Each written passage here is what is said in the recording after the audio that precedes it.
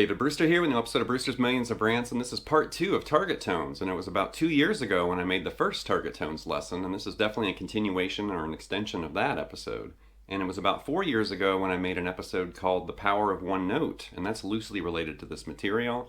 And those 2 lessons, and also the one you're watching right now, are all related to my book, Target Tones, which came out from Centerstream Publications in 2017, which is right here. And even though the material in this episode isn't found in my book, and those 2 lessons I just mentioned aren't found in this book, it's additional material, or kind of an extension of what I showed, in this book. And I honestly wish, what's in this lesson you're watching was in my book, but it's something I developed after 2017. So it's definitely an additional kind of idea, surrounding this target tones concept. So here we go. The first thing we need to do now is pick a key, and I'm going to choose the key of D minor, and there's really no rhyme or reason for that. Well, it is the saddest of all keys, and if you know what the joke I'm referring to, then you're probably already laughing, and if you don't know the joke I'm referring to, then you need to go watch Spinal Tap. But this lesson's going to revolve around D minor, definitely the saddest of all keys. So now that we've selected a key, now we're going to select the scale or modal tonality. And just to keep it simple, I'm just going to choose D natural minor, D Aeolian, and we're going to put it right here. And then ascending. But here's a fretboard diagram showing that exact scale fingering right there.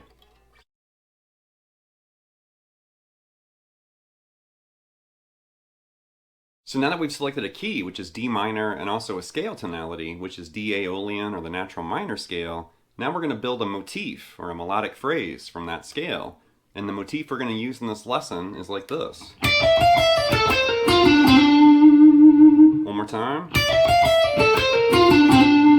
So right there you can see we're on the high E doing this D, E, F up and down. Grab this this A on the B string. And then pull off C to B flat on the B string right there. Grab F, and then D, C, D at the end. So really slow. Now by the end of this lesson, you're going to be really sick of that motif or that melodic phrase, because we're going to repeat it, we're going to mutate it, variate it, and target it. And like I said, by the end, you're going to be sick of that. But that's basically what we're going to stick with, and just kind of lock onto that phrase and start, kind of viewing our options and variations and stuff like that. And that's really beneficial, because if I switch keys or change motifs or phrases, it would be really hard for you to kind of see what we're doing. But if we lock on to D minor, basically just use Aeolian, to start with, lock onto that motif, and then start reworking it, mutating and variating it, you're going to see what we're doing pretty quick. And this is very eye-opening too, as far as composing music, improvising over music, and just jamming and stuff. And it's definitely very beneficial. It's helping you see how to use scales and how to play them over chords. So with that motif that we're playing with, we're basically landing on the root note at the end, right? The note D, like that. And against a D minor chord, which I'm going to use the MXR clone looper here to kind of help me out, but you'll hear how that fits like a puzzle. It's really safe and kind of basic and almost kind of boring, because we're just ending on the root note like that. It's like the safest note you could possibly play right there. But against D minor, it sounds like this.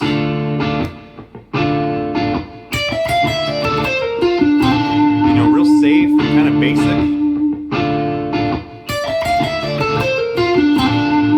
So let's think of some other ways you can target that root note. Instead of targeting D right there, what about like a shift slide into a higher D up there, like that?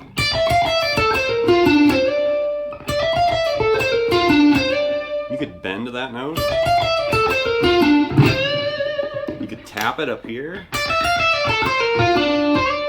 You're kind of finding like different ways of playing that D. Obviously you could also fret it up here on the high E string. But we're just kind of thinking of different ways of hitting that D note at the end of the phrase. Now after this, we're going to start mutating and variating what we're doing. We're also going to not end on D. We're going to start choosing different notes to target. So now what we're going to do is change that final note. And this is where this episode relates to the power of one note lesson that I mentioned during the introduction. That was from 4 years ago. But we're just changing one note here. So instead of this motif that we started with, right, we're we're going to end on A right here on the 10th fret on the B string, like this. One more time. Now that A note is actually part of D minor, or the D minor chord. So we could just continue, playing over D minor if we wanted to, and end on that A note. But let's get away from that static, like single chord, and start thinking of chord progressions. So what about, D minor to A minor, like a 1-5 in D minor, like that.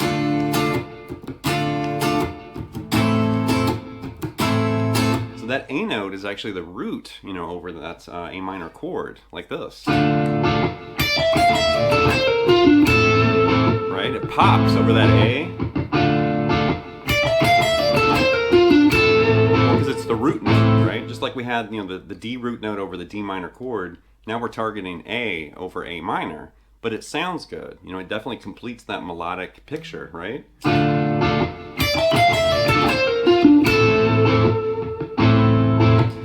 So let's continue this variation and mutation process, and we're going to continue targeting notes above, at the end of that motif. So instead of targeting this A note, let's see what happens if we start targeting this A flat or G sharp. That's also the flat 5 or the sharp 11 right there, sharp 4 or sharp 11. It really just depends on what you're doing, chord wise, and in the song. But instead of doing this, we're going to end on this A flat right there, or G sharp. And as soon as you hit that note, it's like that, melodic phrase just went down a different road right there. It totally shifted and changed where you were heading, right? Now you might be sitting there thinking, when am I ever going to play something that sounds like that? Well, what about something a little different, like a modal interchange? D minor to a C sharp major 7, like that. It's definitely a non-diatonic progression, but with this motif, targeting that G sharp like that, it's going to sound like this. And it pops over that chord.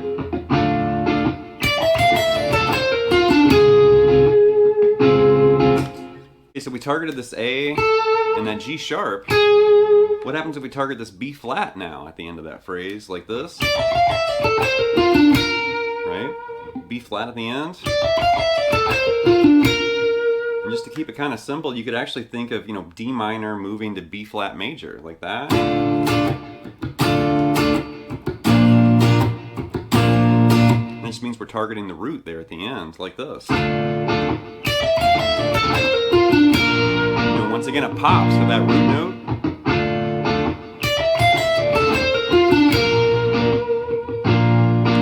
So far we targeted A, G sharp, and a B flat at the end of that motif.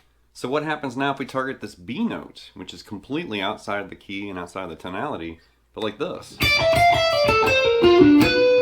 It definitely has this very different kind of pop at the end, like that.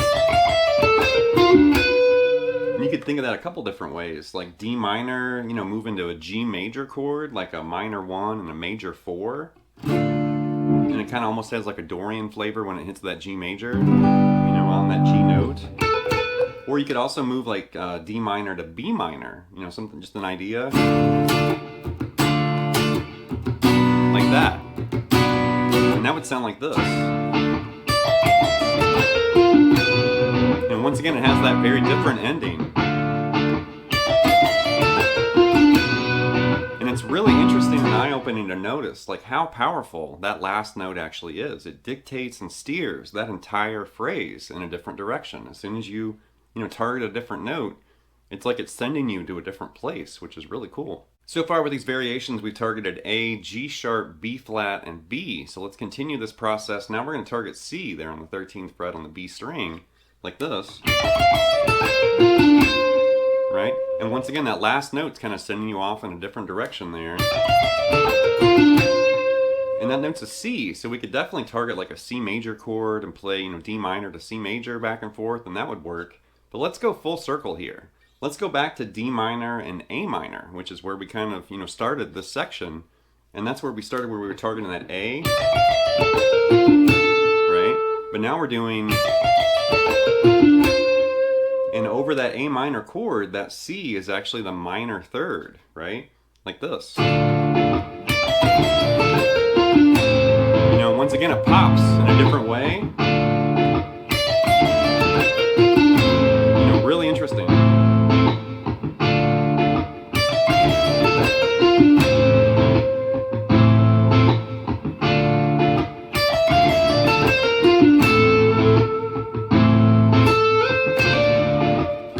So we just completed that section where we changed notes at the end of that motif, you know, with these upper notes that we were kind of targeting. Now let's do the opposite of that, and let's target notes from below now.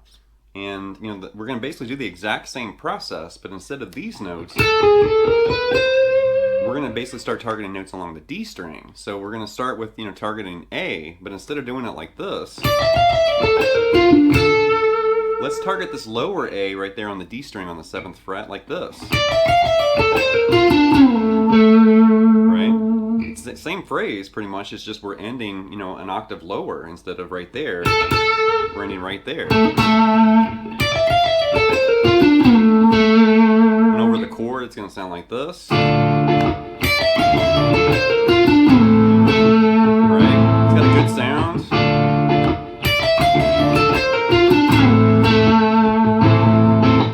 Okay, now we're going to target that G sharp, but instead of doing it here, we're going to do it on the D string once again, down there. And we're playing with that D minor to a C sharp major 7. And that's going to sound like this.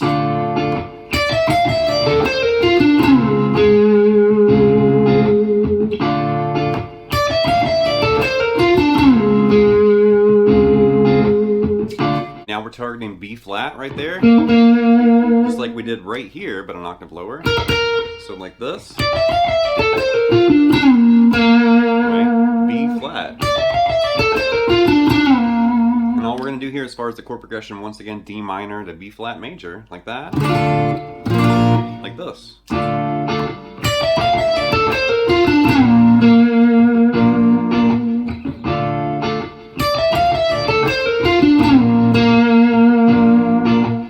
Alright, now we're going to target that note B like we did here, but it's the octave lower B right there, just like this.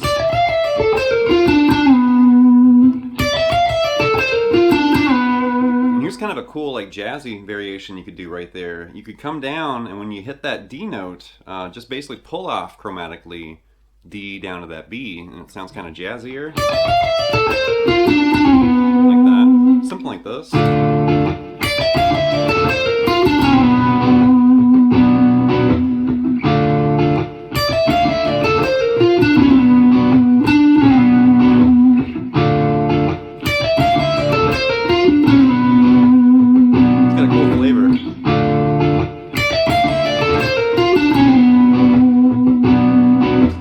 Finally targeting the note C, but instead of that C, it's the one that's an octave lower right there, like this.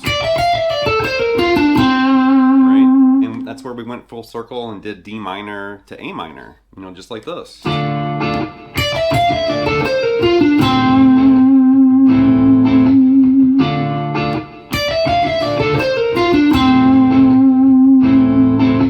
Alright, that's going to wrap this episode, and as you can see, we basically just targeted one melodic motif. You know, we remained kind of loosely around D minor, and we started kind of variating and targeting different notes, which implied or kind of led us toward different chords. And you could think of this as two different ways. You could think of it as, okay, maybe you've made a melody or built, you know, composed a melody, and you're trying to figure out what chords, you know, kind of match it or follow it. Or maybe you have a chord progression, and you're trying to write a melody. And this is kind of fleshing out or kind of showing you how you can approach that, targeting notes and finding, you know, connecting, you know, phrases between chords and a progression, and really just kind of just playing around with ideas, you know, taking a phrase, mutating, changing it. And you can definitely tell, like, just changing one note in that melodic phrase drastically changed the way it sounded and the direction it was kind of moving, you know, the music in. Something to remember. So anyway, leave some feedback and comments. Please subscribe to Nail It Lessons, and I'll be back before you know it with more content and material. Thank you.